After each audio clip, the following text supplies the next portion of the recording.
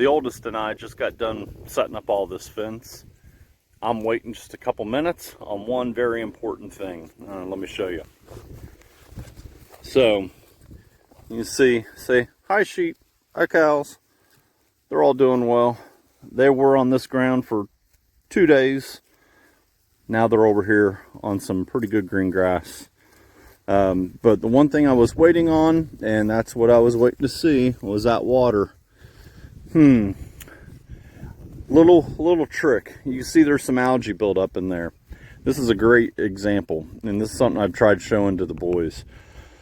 I just filled this tank up. You can see it's not filled all the way to the brim. I filled it up to about right here. That's what I feel comfortable with on this trailer and this tractor and the hills I got to go on. If I were on flat ground, I would fill it to the max, but I get a little worried. But see how there's some algae, like right there? It gets down in this bottom, and then it clogs this up. And I've had to tell the boys before, like they'll set it up, and then we've left, and then we've come back a time or two, and their water is completely empty. And the sheep don't really care. The sheep drink very, very little water. But the cattle on the back, they mind that a lot. They don't like going without water. So here's what I'm going to do. Well, first, I'm going to turn this fence off because that thing is on. And I got shocked the other day near the pigs. What are you all doing? I don't know what that was. They do run around here some. But I got it turned off. Either way, I got shocked the other day on the pig fence. Man, it felt like it was going to take my arm off. It hurt. No wonder they don't test it. But what's happened is some of the algae that's in that IBC tote is probably stuck right there. And I'm going to take care of that right now. This is why we can't let the water run out.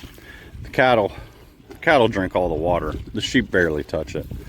It's one of the other reasons why I like sheep. They're less management with the water, especially in the summertime. But you can see I'm just letting the water run. If they'll leave it alone, I need to get some of that algae cleaned up out of it.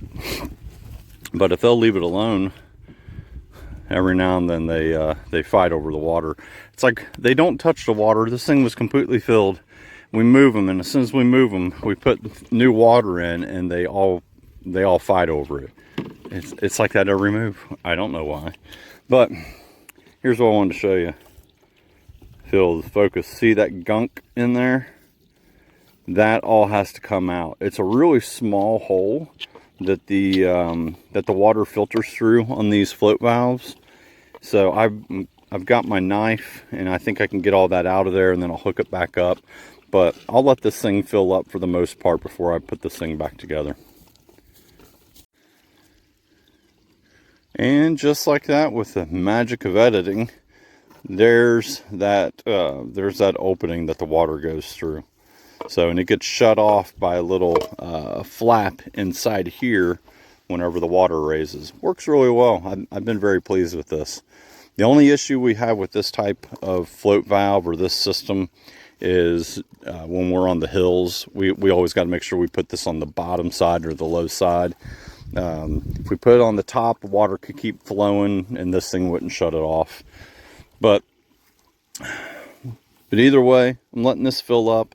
This is something, it's every single time we fill up the IBC tote and we move it and it sloshes around a lot, you get some of the, sorry, I'm pointing, I've got this in my hand.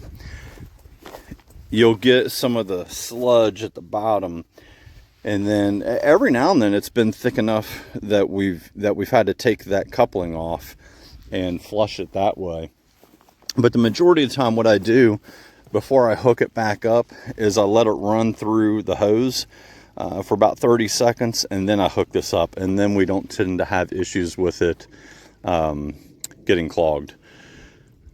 But that's it. Just wanted to show you it's a beautiful day. We had a lot of rain this last week, and the sheep for the most part are doing well. We still have a handful of sheep out of that new flock that we got that had some hoof issues that we're still trying to manage.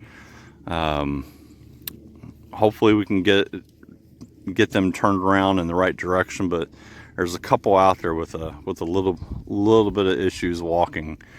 If we can't get it fixed, we'll probably get rid of them at some point. But as a whole, the group that we got as a whole, on average, I would say is really good. Looks like we're gonna, a lot of them I think are going to twin, and I hope they only twin. The only reason I say that, and I don't know what everybody else's experience has been with triplets, but we only had triplets once, and when we had triplets, the mama couldn't handle all three of them, and we ended up having to bottle feed. That's where we got PP. If you've watched any of our other videos, PP came from, she was a triplet. I guess bottom line, if there are triplets and the mama can handle and support all three of them, fantastic. But I just don't want to bottle feed.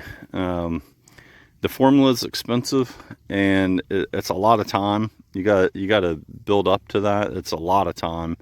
So I would prefer not to bottle feed if at all possible. But yeah, that one there, the mama to that one is one of them that's got the hoof issues. We've been having to keep an eye on her quite a bit. I think she's starting to do better. With our management intensive grazing, with us moving fences every couple days, sometimes daily, sometimes 3 days, it just depends on the ground. There's no set schedule, I guess you would say. It depends on the ground, it depends on the soil and the grasses. And it also depends on the environment, like heavy rains. If we get a lot of rain, we got to move them quicker. We can't keep them in that same ground. They'll get it all tore up. They'll eat through it, and they'll just be a mud. So it's just environmental factors that we have to keep in mind. But the soil, trying to manage everything as best as possible. We got to keep it. We got to keep moving frequently, and we enjoy doing it. But whenever we do that, we run into small issues, like with our water. We got to watch. It would be nice if I could give it a break and we let that IBC tote completely empty out, and I take a pressure washer and get all the junk out of it. But until then, we got to make sure that that we're kind of keeping an eye on their water. Make sure it's filled all the way up before we leave the property, and make sure this float valve is working before we leave. Because if we don't, it just sets us up for problems later on. And I always got to check the fence. Got to make sure the fence is hot before we go. But either way, thanks for watching. See y'all next time.